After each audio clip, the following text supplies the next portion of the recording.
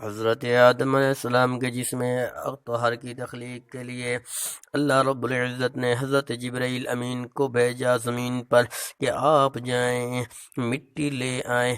آپ علیہ السلام جب تشریف لائے تو زمین سے مٹی لینے کا ارادہ کیا تو زمین نے بڑی عاجزی اور انکساری کی، بڑی گریہ وزاری کی اور عرض کیا کہ میری مٹی سے بننے والے شخصوں نے اگر خون ریزیاں کی یا وہ جرائم کی وجہ سے جہنم میں گئے تو مجھے تکلیف ہوگی۔ حضرت جبرائیل امین علیہ السلام زمین کی عاجزی کو دیکھ کر واپس چلے گئے اور اللہ تعالیٰ کے حضور تمام ماجرا بیان کر دیا۔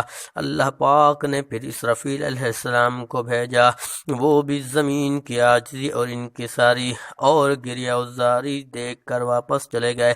اللہ پاک نے پھر میکائیل علیہ السلام کو بھیجا، وہ بھی آ کر گریہ وزاری سن کر واپس چلے گئے۔ ان تمام فرشتوں کے بعد اللہ رب العزت نے اسرائیل علیہ السلام کو فرمایا۔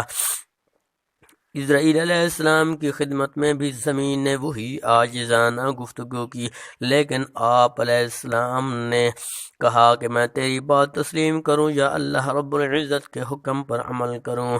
مجھے اللہ تعالیٰ کا حکم ہے، اس لیے میں نے تو مٹی ضرور ہی لے کے جانا ہے۔ آپ علیہ السلام نے زمین کے انکساری اور گریہ وزاری کی طرف کوئی توجہ نہیں دی، بلکہ ارشاد باری تعالیٰ کے مطابق زمین سے مٹی لے کر اللہ رب العزت کے حضور حاضر ہو گئے۔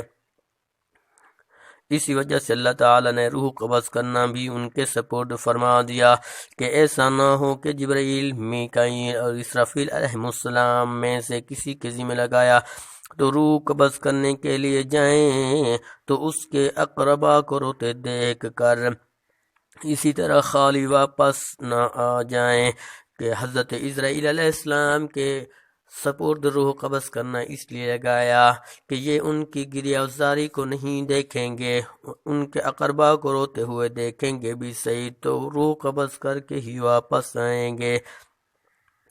حضرت اسرائیل علیہ السلام جب مٹی لائے تو اللہ تعالی نے حکم دیا کہ اسے صفا و مروہ پہاڑیوں کے پاس رکھ دو، یعنی وہاں رکھ دو جہاں آج کل کعبہ شریف ہے۔ پھر فرشتوں کو حکم دیا کہ اسے مختلف پانیوں سے گارا بنائیں۔ پھر اس پر 40 روز بارش ہوئی، 39 دن تو غم و رنج کا پانی برسا اور 1 دن خوشی کا۔ اس لیے انسان کو رنج و غم زیادہ رہتے ہیں اور خوشی کم رہتی ہے۔ تفسیر عزیزی میں ذکر ہے، پھر اسے مختلف ہواؤں سے خشک کر کے کھٹکنے والی مٹی بنا کر اللہ تعالی نے خود اپنی قدرت کاملہ سے آپ کے قالب مبارک کو تیار فرمایا۔ اللہ پاک نے جب آپ کے قالب کو تیار فرمایا، فرشتوں نے کبھی ایسی صورت نہیں دیکھی تھی۔ وہ حیران ہو کر اس کے ارد گرد پھرتے تھے اور اس کی خوبصورتی پر تعجب کرتے تھے۔ ابلیس لعین کو بھی اس کی خبر ہو چکی تھی، ابھی تک وہ مردود نہیں ہوا تھا۔ وہ بھی اس قالب کو دیکھنے آیا اور اس کے گرد پھر کر بولا، تم اس پر تعجب کرتے ہو؟ یہ تو اندر سے ایک خالی جسم ہے جس میں جگہ جگہ سوراخ ہیں، اور اس کی کمزوری کا یہ حال ہے کہ اگر بھوکا ہو تو گر پڑے اور اگر خوب سیر ہو جائے تو چل نہ سکے۔ اس خالی قالب سے کچھ نہ ہو سکا۔